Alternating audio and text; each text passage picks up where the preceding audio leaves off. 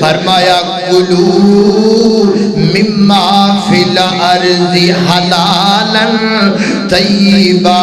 فرمایا سنو کائنات دے لوگو، کھایا بھی کرو تے پیا کرو، تانوں کھان تو رب منع نہیں کردا،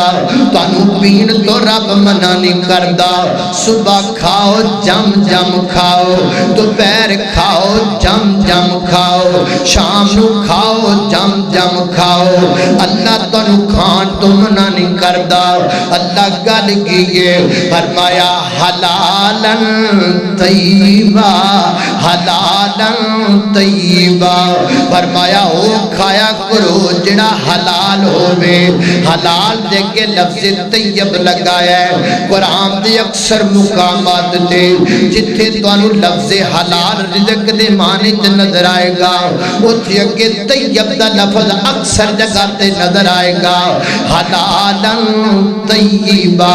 اللہ دسنا چاہتے نے جڑا حلال ہوندا ہے اوہی طیب ہوندا ہے، جڑا کھانا حلال ہوندا ہے اوہی کھانا پاک ہوندا ہے، جڑا کھانا پاک ہوندا ہے اوہی حلال ہوندا ہے، جڑا حلال ہوندا ہے اوہی برکت والا ہوندا ہے، جڑا حلال ہوندا ہے اوہی شفا والا ہوندا ہے، جڑا حلال ہوندا ہے اوہی انسان واسطے نشر و نما والا ہوندا ہے۔ حضرات دی وقار ایک گندم پیس کے ایک روٹی تیار کر لو، اس ایک روٹی دا ایک لقمہ حلال طریقے نال کھا لو، ایک لقمہ حرام طریقے نال کھا لو، جڑا لقمہ حرام طریقے نال تیرے منہ تک آئے گا وہ تیرے پیٹ جائے گا، بیماری بنے گا، وبا بنے گا، پریشانی بنے گا، دکھ دا باعث بنے گا، تکلیف دا باعث بنے گا۔